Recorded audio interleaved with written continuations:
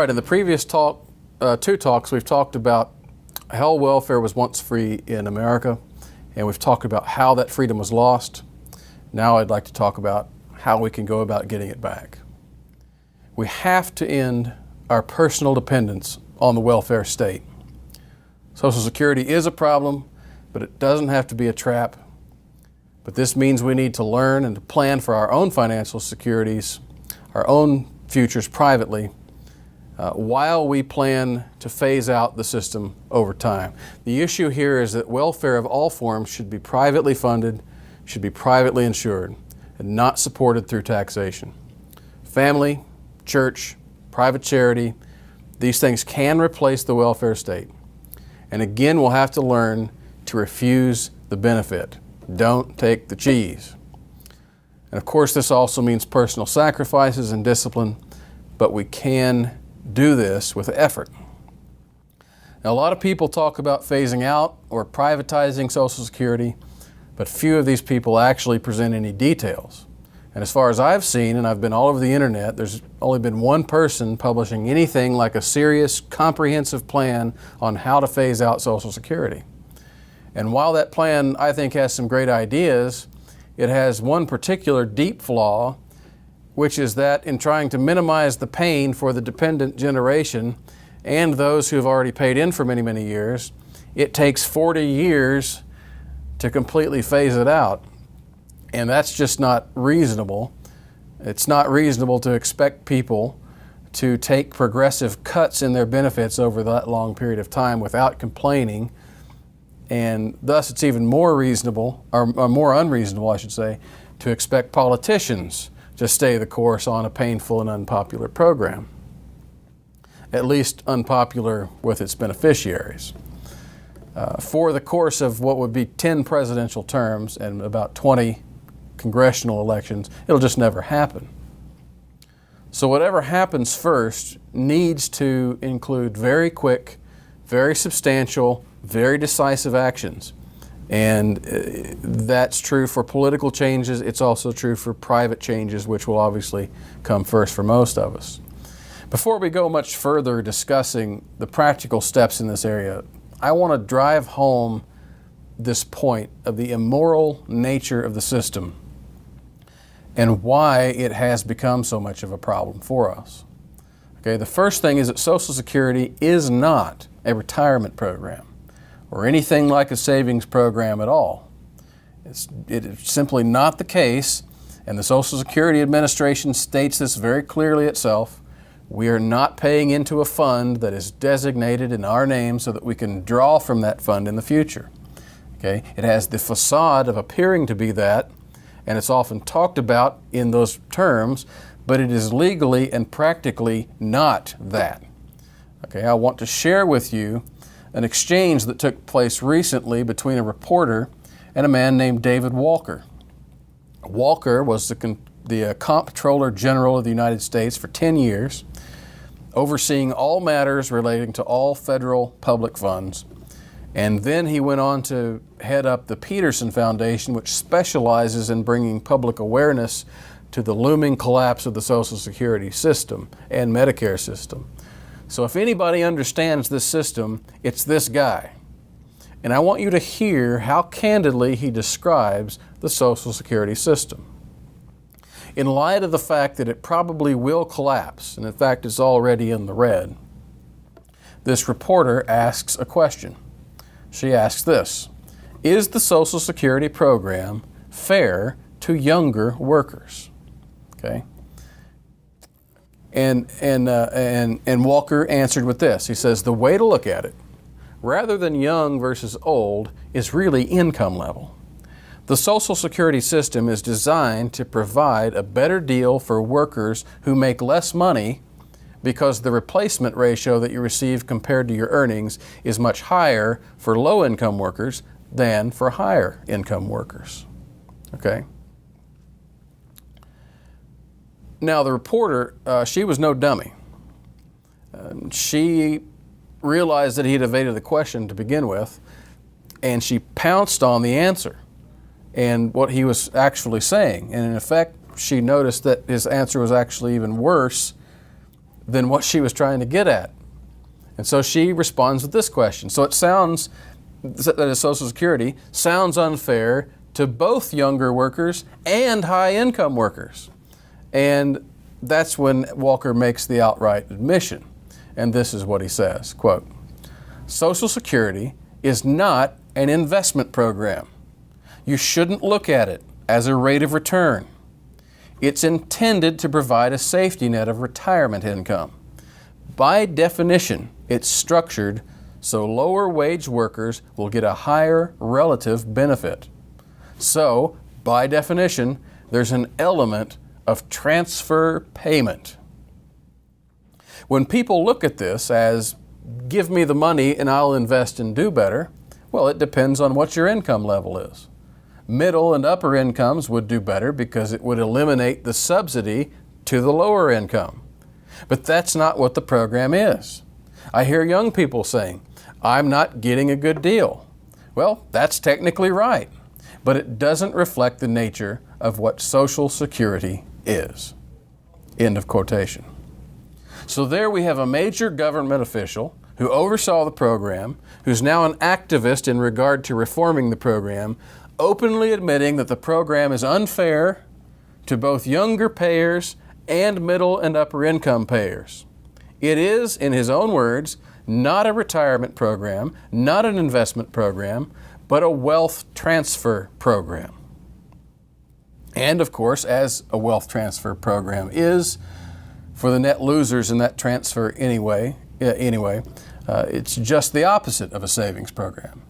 It is, in fact, for those people, a losings program, or we should say it's an unrecuperated tax. So for us, instead of thinking of Social Security as some kind of an investment program, as some kind of a fund we're paying into on which we're entitled to draw in the future, we need to see it for what it really is. It's a tax now scheme, a tax now, tax now, spend now scheme. We're going to tax you now and spend it on others now. Okay? Not a penny of what you pay in now will be put into a fund that will collect interest and will be there when you need it. Not a single penny. And this is not only because the system is losing money and will probably be bust when you get to that age, but because the system was never designed that way to begin with. Okay. What you pay now goes 100% to pay for elderly and other people now. And the promise is then given that when you get old, when you get to the proper age, then the government will then collect from other young people to pay for you. Okay, it's not a savings, it's a tax and spend wealth transfer by government coercion. There is no fund, only a gun, pointed at workers, forcing them to pay for a retired generation. Social Security is the government's promise to tax young people on behalf of old people over 65. It is an intergenerational wealth transfer scheme, and the cost to the older generation for this agreement is that they were once taxed, having a portion of their income transferred to the older generation. So in essence, the younger advocate today is saying to the government, I agree to pay taxes for old people now if you agree to extract money at gunpoint on my behalf in the future. So, as I've said several times now, it's a wealth transfer system, and it's sustained by self-interest of the retirees based on threats of violence. Now, this understanding is very important, especially important when we begin to talk about phasing out or ending the system. So many people get nervous and upset, but I've paid so much into the system. I want my fair share back out. But of course, this assumes that the system is a savings plan and not a tax and spend transfer scheme. Okay? What you've paid all of your life is nothing but a tax, a recurring tax, no matter what else they officially name it. What you are said to be entitled to is not your money. What you are said to be entitled to is the promise of future taxation on the backs of your children and grandchildren and other people's children and grandchildren, depending on the scenario and your income level and a few other things.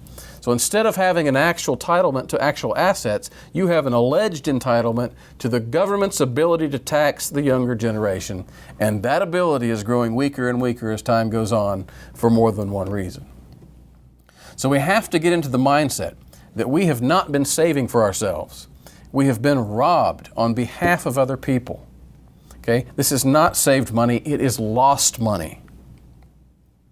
Now, any attempt to fix this immoral system is inevitably going to involve someone, somewhere, taking a financial hit. And more likely, it will be everyone, to some degree, taking a hit. Sacrifice is inevitable if we want to fix that system. And like all of the financial crises which have threatened government with bankruptcy in the past, the longer we wait to make the necessary sacrifice, the more and more painful that sacrifice will become. So we have to prepare for it, and we have to prepare for it now.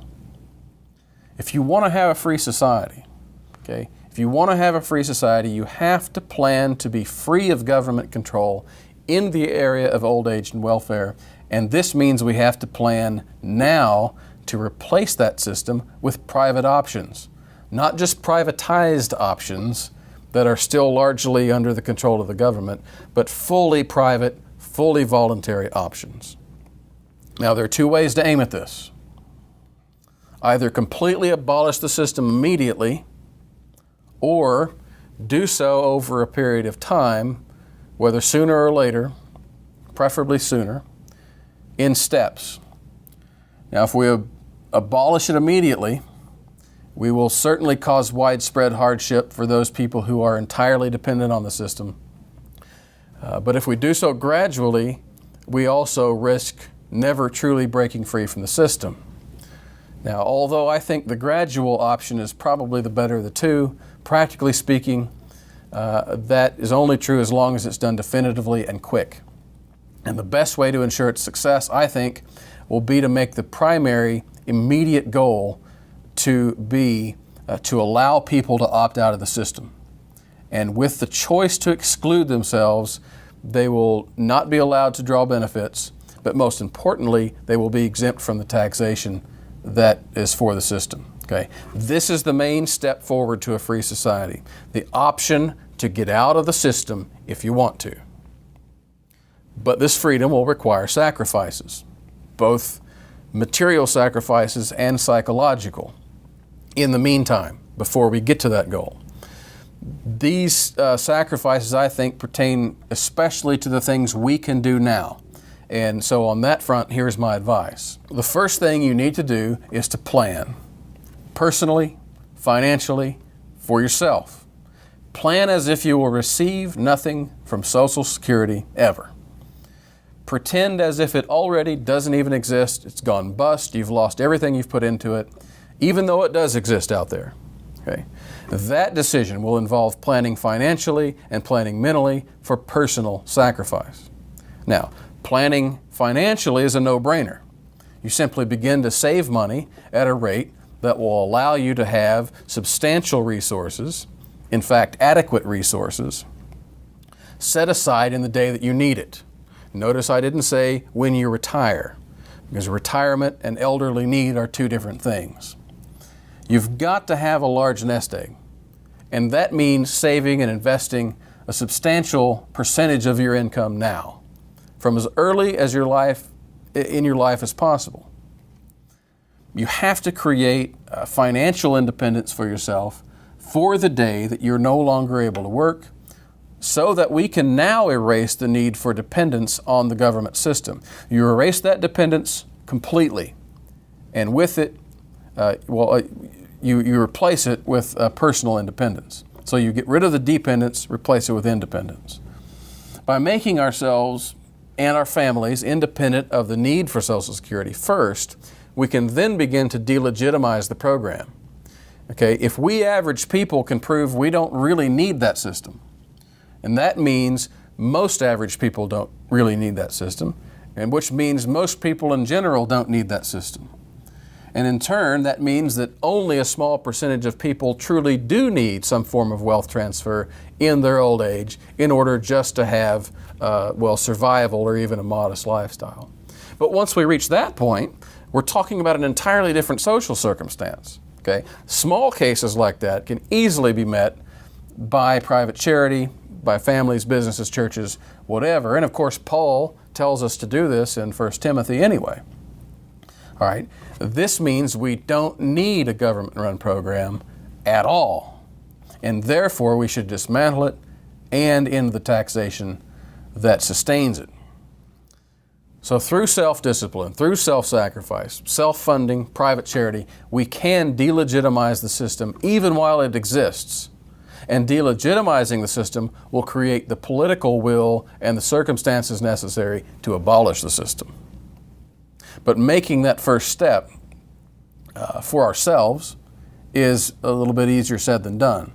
Okay? It means major sacrifice for most people because we've unconsciously trusted in the system as the means for old age security. And therefore we have not saved money, we have not saved wealth at a rate anywhere near high enough to sustain our own lives when the time comes. Most people, based on that government promise, save very little at all, beyond a 401k contribution, which is usually a little more than a couple of percent. And yet, if people actually sat down and calculated, based on their life expectancy and their lifestyle and standardized inflation and all of those things, the amount of money they will actually need in their old age, they would see a tremendous disparity between what they have and what they're going to need. And that doesn't even count things like money set aside for an emergency, temporary unemployment, auto accident, whatever, you name it. In a proper scenario, people should be saving at least 20% of their income regularly. Some people say 25 at least. Okay, putting that money back in a safe investment for future needs. But that would be a major change for most people, a huge financial cut into their lifestyle. Because what most people do, while they should be saving and instead are not saving, they're currently spending that money and even borrowing beyond that to the maximum amounts possible. So while people have neglected to save, they've simultaneously bought the biggest house possible, usually with 95 or 100, sometimes 100+% mortgages, the best cars they can afford with what money they have left, and all the perks beyond that, $100 a month cable TV plans, and nice appliances, everything, much, much more. And much of the investment that goes into these areas is mortgaged, and sometimes it's second mortgaged, many times on credit cards, and people are stuck in these investments. Okay? Even if most people do see the evils of maxed out living, millions of people are now upside down in their mortgage. They couldn't sell their house for anywhere near what they bought it for, and thus they would have a great difficulty transitioning into a lifestyle of thrift and saving because the very burdens by which they have maxed themselves out to begin with prevent them from doing so. It's a trap. It's a self-set, self-sprung trap. And becoming independent and free will mean major lifestyle sacrifice, perhaps seemingly impossible for some people, to start saving a large percentage of their income towards the goal of old age security. How could it be done? Well, the first thing you have to do is set your mind on that personal sacrifice. And this relates to my second piece of advice, which is that you have to prepare not only materially, but mentally. Okay? Whether we phase out Social Security over time, or whether we do it immediately, whether it collapses, goes bust overnight, as some people predict, nearly all people are going to take a financial hit in some way. Now, before that time comes, those of us who wish to decentralize political power, to take personal responsibility, to restore freedom, we have to accept the fact that we're going to lose. We're going to lose at least some money in that system because of that system. Okay, you're going to get robbed, and the cash is going to be gone forever. So accept it, get over it, move on. But that sacrifice is short term. The long-term gain we get for that short-term sacrifice is the freedom and the independence that we say we want. Okay? The time to prepare for a better way of life, both morally and practically, is now. Mentally, forfeiting and foregoing all alleged future benefits will help us train our minds to accept a lifestyle of thrift and sacrifice in general. And that mental preparation will get us over the initial hump of beginning to plan and beginning to cut back, beginning to try to have an independent financial future.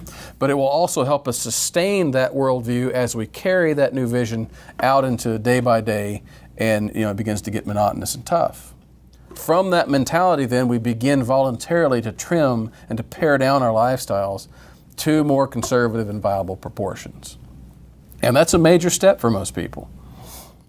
Now, for the person who has simply refused to save anything to date, whose mortgage and their lifestyle are maxed out their income or more, and they don't have any pretense of trying to cut back, okay, that person needs a tremendous personal accounting and cutting back. Now, let me back up just a little bit. If you're one of those people who has gotten into that situation, okay,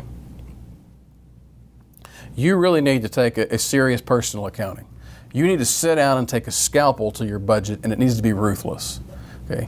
You need to ask yourself, do you really need all the appointments? You need the pool membership, the gym membership, the new clothing all the time, new shoes, new jewelry, new TVs, new gadgets, expensive food, eating out, shopping all the time, expensive lattes every morning. The list is infinite. Hundreds, if not thousands of dollars are spent every month on unnecessary consumption. And most spending on consumer items is irredeemable.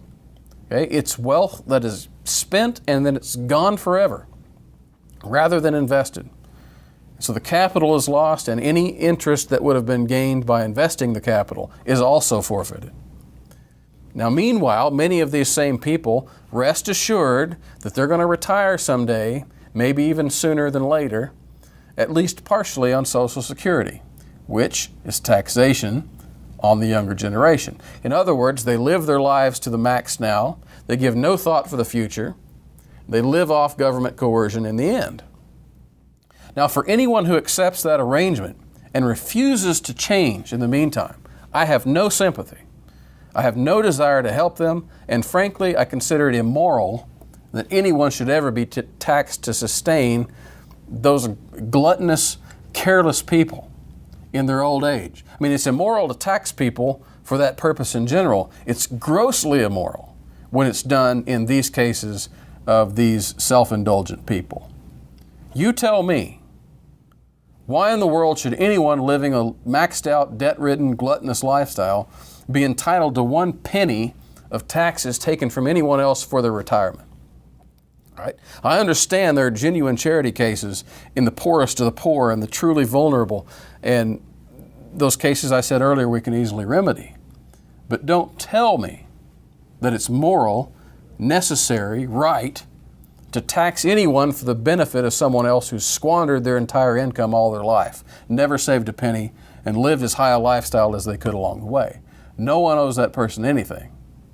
And in fact, they deserve to reap the benefits of their own immoral lifestyle. They should live the latter part of their lives in financial distress as a punishment, compensating for their earlier wastefulness. If you want social justice, that's social justice. Now, in the meantime, for those who have currently entrapped themselves in debt and wasteful living, if they wish to rise out of it, they need to commit, both mentally and in practice, to cutting back. And depending on how they choose to perform in that endeavor, their own financial future will manifest accordingly. So in other words, if they're really serious about it, they will take the steps necessary and they'll save the money. And this really applies to all of us. We all need to make plans. We all need to make cuts and return to a level of lifestyle that allows us to save money, to purchase private insurance, to put ourselves in a position either to demand the freedom from the government system or to live freely when it collapses. In other words, if we're really serious about freedom, if we're really serious about breaking free from the government control in our old age, in our savings, in our inheritance, then we will make the sacrifices in order to prepare to do so. The way forward is to delegitimize the government wealth transfer system by replacing it with a genuine private savings and retirement system. And this means, or I should say, the means to do this is through personal sacrifice, responsibility, thrift, saving, and a public demand for individual freedom. And only once we've exercised the discipline will we have the legitimate political demand to be removed from the system. Okay? This has to start with those of us who value freedom. We have to make the sacrifice expecting nothing in return until we can form enough of a base to demand exemption from the system and an option of freedom for all those who choose to live free. Now, there's already a precedent for this in certain religious communities, notably the Amish community and some of the Mennonites. Due to their resistance to the changes in Social Security Code back in the 60s, in 1961, they received a legal exemption from the system, both from the program and from the taxation for the program. And they received that exemption because they already had a viable independent system in place. And on top of that, they had the religious convictions against being involved in a coercive government scheme.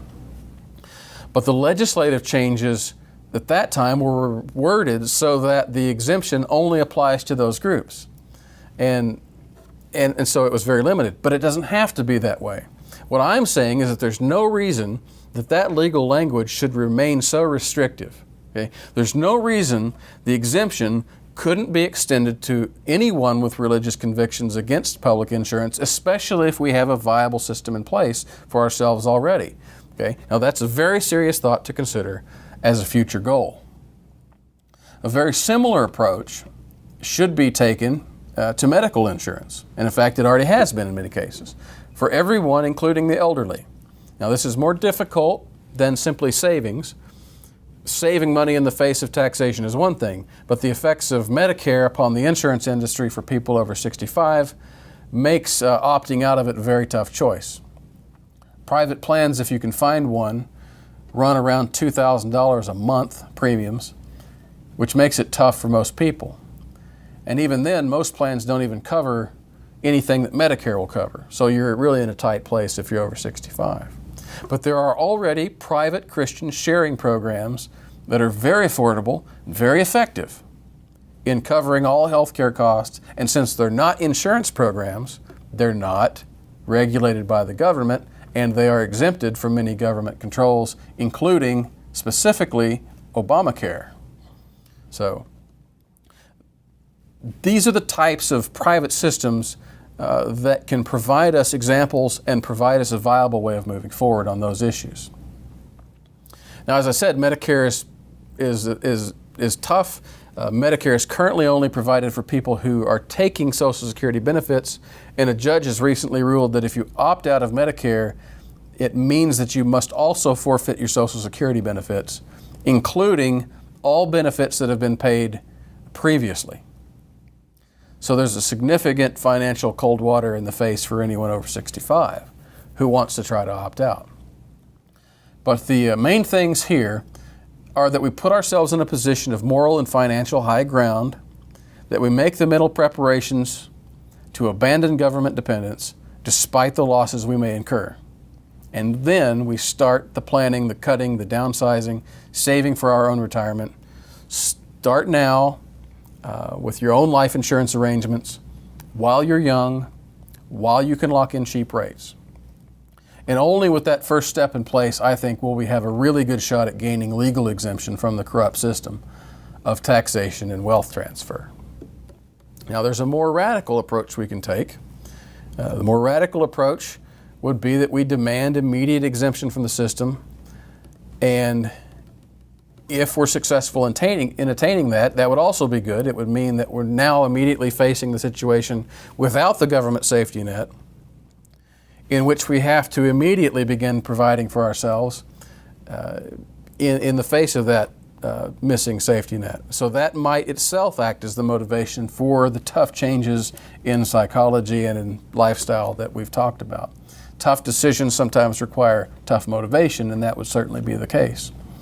Okay, but abolishing the system immediately, as I said, would also mean very large-scale social need for millions of people already dependent on the system, and they would have to scramble immediately to find some source of income, possibly many without families or church communities, and so there would definitely be social need. I think if that were the case, if for some great miracle that happened, there would probably be riots from large groups of people demanding what they see as money they've paid into the system and therefore entitled to.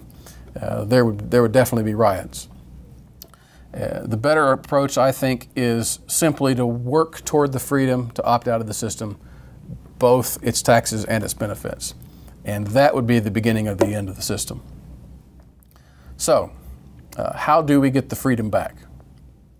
In summary, the best way to do so is twofold. First, the immediate personal effort to plan, to save, to change lifestyle in order to meet our own needs of our own old age and have our own security in that. And that is despite the system still existing. Pretend that it doesn't exist, and that all taxes are paid in, that we've paid in, are stolen, they're lost, which they really are. Okay, refuse all future entitlements. Galvanize your mind against the bribery of the promises. Okay, that delegitimizes the system. It earns us the moral high ground. Then from there we can demand the freedom from the system. So, and secondly, we have to aim politically at making that demand for political freedom as broad and as public as we can, and we can even seek to elect or to erect local and state political protections against federal intrusion to our payrolls. I mean, those are all viable options. Now, I would like to make one important point as I near my closing. The freedom of opting out of the system that I'm talking about working toward, gaining the moral high ground from which to make the demand, that freedom already exists. Okay?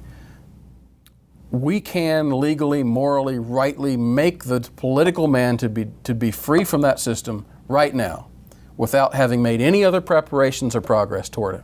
We have the right to be free from that system. And I don't want it to be misconstrued that I'm saying that right won't exist until we prepare ourselves mentally and financially. It exists now, and we can and should announce it from every street corner and in every election. But what I've outlined here is a more practical approach to getting to that, to making that right manifest in society. And by putting our efforts with our demand, we create a very, very powerful witness in society. And whether we succeed politically or not in the near term, we will in effect make ourselves financially independent of that federal system of taxation and redistribution. And if enough people do that for themselves, we will see two things emerge in society. The first, we will see a growing awareness of the situation. As people who take responsibility for themselves begin to make a visible block of society, begin to influence other people, spread the word, create a real community, a real social ethic of independence. And from that emergence, secondly, we will see very quickly that these communities that emerge and manifest just happen to be concentrated in certain areas of the country. And they will be widespread in the more conservative areas, the so-called red counties and red states, which are the vast majority of counties in the nation. And when that happens, we may just begin to see our local communities and our counties and perhaps even entire states flex their muscles and protect their people politically and physically from federal intrusions. And that is the ideal to which we're going to work. We want to work. But the best way to make this happen is to begin to prepare yourself financially and psychologically to be independent, as if the system already does not exist, and you sacrifice what they take in the meantime. Only by that sacrifice and that preparation, will we have a real shot at restoring a free society? Thank you.